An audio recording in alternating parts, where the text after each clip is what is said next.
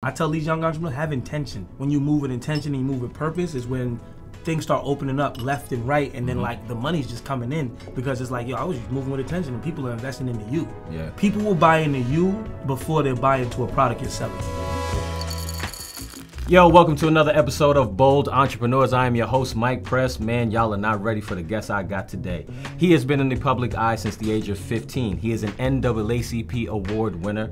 He is the son of Run from the legendary rap hip hop group Run DMC. If you remember him, you know the name as soon as I say it. Today's guest is JoJo Simmons. Make some noise for...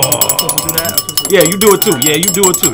Because nobody don't do it when I do it, so it'd be nice if somebody do it with me. I'm trying to match your energy. Just match my energy, Let's yo. do it. All right, I'm gonna just put it like this. It's crazy sitting across from you because I've watched you on TV before.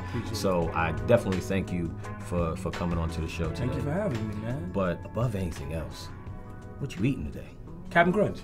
I loved Captain Crunch. I used to love the back of the box. Like, you know, as a kid, so, like Captain Crunch always had the best back of the box mazes material. And all that. Yeah, you know what I mean? And it just brings me back to them times where I'm home on a Saturday, recess is on, I got the milk, and Not Spinelli. come on, you know the vibes. So it brings me back. And so when y'all hit me up, I was like, what's your favorite cereal? I actually was kind of in an issue because I love all cereals, except for the healthy ones. All right, let's crack them open. Let's do it. Yo, I'm trying to tell you, Captain Crunch, whoever's making Captain Crunch, I'll take a deal, because y'all, I'm telling you, y'all know how to make some cereal, man. It's General Mills. I like to fill up the bowl because I was a greedy little kid. And then I got the almond milk. What kind of milk you got?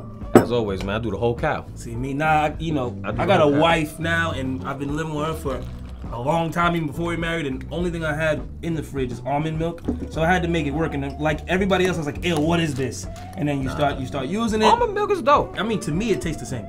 Happy wife, happy life. They say that. Let's do this. While you're in the cereal, right now you're in the nostalgic area. I want you to go back to your childhood room. I want you to envision, did you have posters on your wall? Yeah. Who was on your walls? The Rock. Oh, yeah, wrestling. I had wrestling on my wall. I didn't really have rappers on the wall. I had The Rock. I had Stone Cold on the wall. I had a bunch of cars like Porsches, Lamborghinis. Like I was into stuff like that. You know what I mean? Because I was always about manifesting things, or even though I saw a lot of that stuff growing up as well, but it was like I always knew who I wanted to be, what I wanted to have, and as a kid I wanted to be a wrestler because I looked up to The Rock so much that I tell this story in another podcast that I wanted to be a wrestler. I told my dad that, and you know, we had connections because, you know, my dad did the theme song for the Generation X. I remember that joint. So when I told him that, he was like, yeah, well, you turned 18, we'll talk to Vince if you still want to do that at 18. I'm clear to say I'm not no wrestler, but but yeah, man, I had a lot of wrestlers on my wall and cars. What was one of the biggest perks of being around your dad and being around the industry at a young age? Oh, meeting celebrities, meeting the people you watch on TV. Yeah. Knowing that they're accessible. To a lot of people, they're not accessible to people you see on TV. Yeah. I got an autograph from The Rock as a kid. You know, I got to be backstage at WrestleMania younger. You know what I mean? So like, not an average kid can't do that, and I understood that privilege, but that's a hell of a perk. You know what I mean? Yeah. What about the drawbacks? Oh, there's plenty of them. Yeah. I mean, the two major ones are you never know who to trust. Because if people know where you come from, who you are, you don't know who's really your real friend. You know what I mean? When they kind of know who you are and they want to be attached to that clout. Even since younger, we weren't using the word clout, but it's always been same there. thing. Yeah. You know what I mean? And then just people always misinterpreting the person we are, the people we are. We're not like spoiled, horrible kids. Like down to earth, was always taught to be down to earth, and you know, was always taught to treat people with the respect that we're given. Yeah. What was your goal for the show? Like your personal goal, maybe not like the producer's goal, but what was your goal for the show? For me, it was more or less like, okay, this is cool. We're doing I remember when we did the first season and we all sat in the movie theater in the house and we were like, we watched it because it was big to us. And I remember Vanessa looked at me. She said, can you believe there's probably millions of people watching us right now? And I looked at her and said, whatever. Like, you know what I'm saying? Because I'm like, I don't think we understood. It didn't resonate. It didn't resonate to me until like the third season when I'm walking in malls and I'm literally, people are chasing me. Yeah, and that was going to be my next question is like, how did you go from just your normal everyday to all of a sudden you're on a hit TV show on MTV? I tried to balance it. Yeah. And that ultimately led to me crashing out a lot. But I tried to balance it because, like I said, I'm 15. I'm already outside a little bit. I'm already going to the mall and picking up chicks. I'm already doing the things that a teenager does, and then you give them, like I said in my last podcast, you give me more firepower. You didn't put me on TV. So now I'm going to the mall and it's a little bit easier. Now I'm doing certain things and I'm getting into spots that I can get into because it's like I'm famous now. Let's talk about like your transition from the show ending and then you start, now you get into manhood, right? Let's talk about like that area of your life. So when the show ended, I didn't know what I wanted to do. The show never felt like it ended with it ended for me because you know, we shoot a season, it's airing, and then usually we go back to shooting another season. We didn't go back, and we knew that, but I was at the time working for my uncle at a website called globalgrind.com. Wow, I remember Global Grind. Yeah, I was heading the music page. That was what I was doing. So I went into a real like deep kind of like depression a little bit because I'm sitting here interviewing rappers where I feel like I could be a rapper. So to me, it felt like, dang, this job is great. I'm appreciative that my family can provide me, but it's not my purpose to be a vlogger or whatever they wanted me to be at the time. And they saw something I didn't see. Shit, if I would have stuck to it, I probably had millions of subscribers on YouTube. But it just wasn't my purpose. Wasn't in your heart, wasn't. And I knew it wasn't my purpose when I got an opportunity to leave that job and never had to do something like that again. And I got like an email, you know, wanting me to come on tour musically for my music. And it was like a big release for me because I got to go on tour for a month in London, you know, on London. Like it was, I went to the UK and I traveled all throughout, you know, the UK and we were selling out shows and everything. Team Blackout? No, me myself, because you dolo. I started dropping solo music, but really, I'm gonna keep it real. Beside the music, people just wanted to see JoJo Simmons from Run's house. So I'm bringing in 6,000 people to come watch whatever music I'm performing. It didn't matter, but they were there wilding for me because they were coming to see JoJo. So that really showed me that I could be out here and hustle off of my face, off of just business deals, and really like, yo, you can make this thing happen. You just gotta stay visible. Yeah. Speaking about confidence and the moves that you make, 3 is 4. So let's talk about the confidence that you've been able to gain, and then you started 3 is 4. So first question I want to ask you is, can you break down like some of the things and initiatives that 3 is 4 does? A lot. Well, our main thing is re-educating the world on the cannabis plant and really showing the people the benefits of the plant. I know a lot of people come at that. The negative connotations. Yeah. But it's like we really are going to talk to the people in the community that can give you the facts, the science, and show you the things that it's been doing for people, as in curing people and creating jobs for people in certain states. But my main thing is I've been trying to also advocate to get people in prison for cannabis out. How could you, in the same state, say we're gonna sell weed in these dispensaries, but then still leave people in jail for the same weed you want to sell in the dispensaries? You know what I mean? We're about the people. 3 is for people. That's what we really are. We're for the people. You know, we also have a consulting arm of our company where if you're getting into cannabis or want to get into cannabis, we consult. And you know what I'm saying? And we help you transition into the cannabis space and really learn what it is. In any facet, or like if you want to like open a dispensary. And in any facet, if you're looking to get a license, or not even looking to get a license, because we can't help you get a license. But if you have a, you need to make that real clear. Right. We can't help you get a license. I am on the board of the New York Car Coalition, where we do advocate for people to get licenses, and we help and we connect the dots.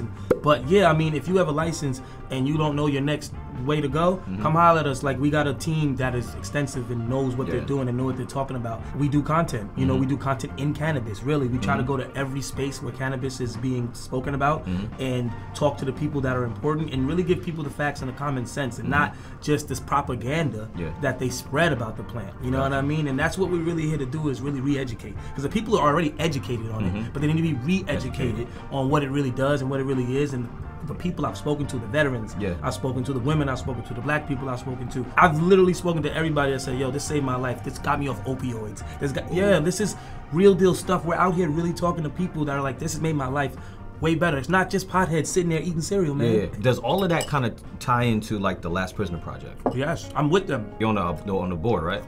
I'm Ambassador, sorry. There you go. So happy to work with them, and I help as much as I can when it comes to like advocating, and when they need me to do a video or they need to speak up, about something, I'm with it, because my real start with cannabis was getting arrested publicly for the plant while I was on that TV show. If you remember, there was an episode with me and my lawyer on the TV show talking about it. I had a whole lot of privilege, right?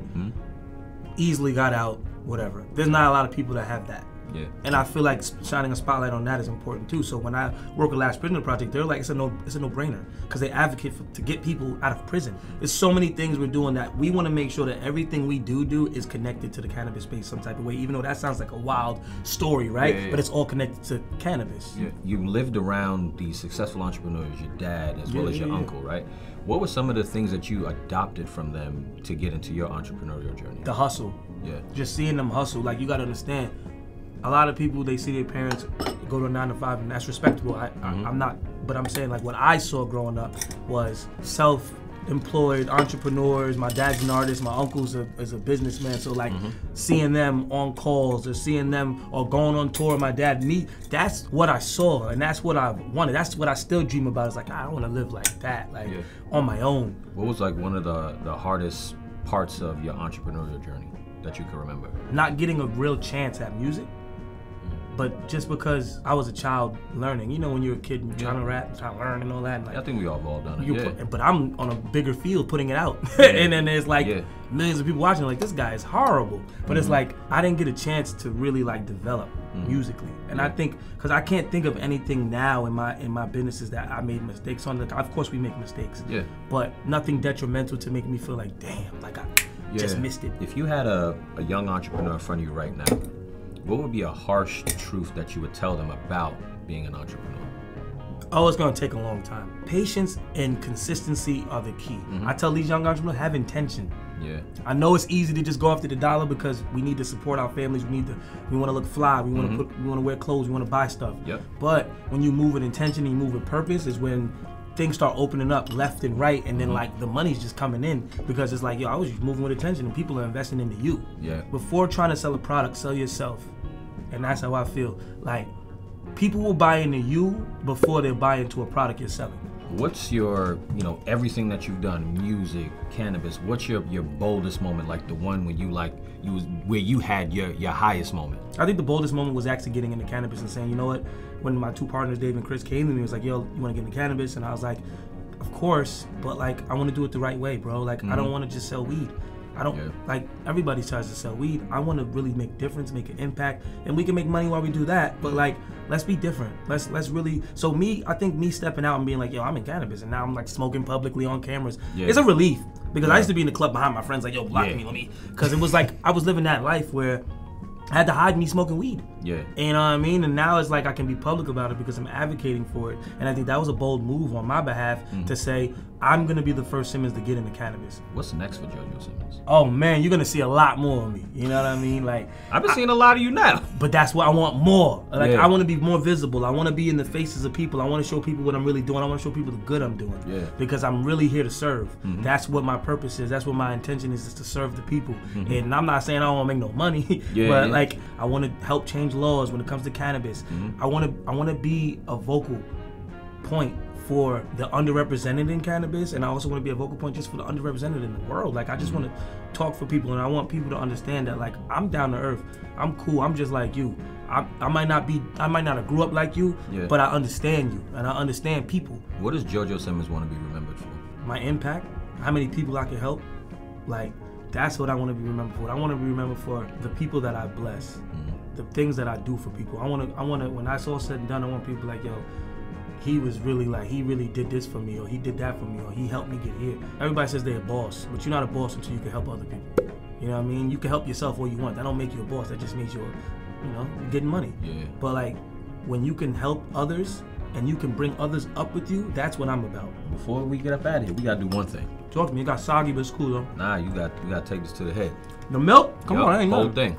Oh, no, actually, I didn't finish my cereal, but... See, you amateur at this. See, I'm a pro at this. But I'm going to drink some of the milk, but I'm finished just because. You ready? All right, I'm ready. Let's get money. And just like that. Another episode down. JoJo Simmons, my brother, I appreciate you for coming through. I appreciate you, my brother. It was a good conversation. JoJo Simmons, ladies and gentlemen, on Bold Entrepreneurs.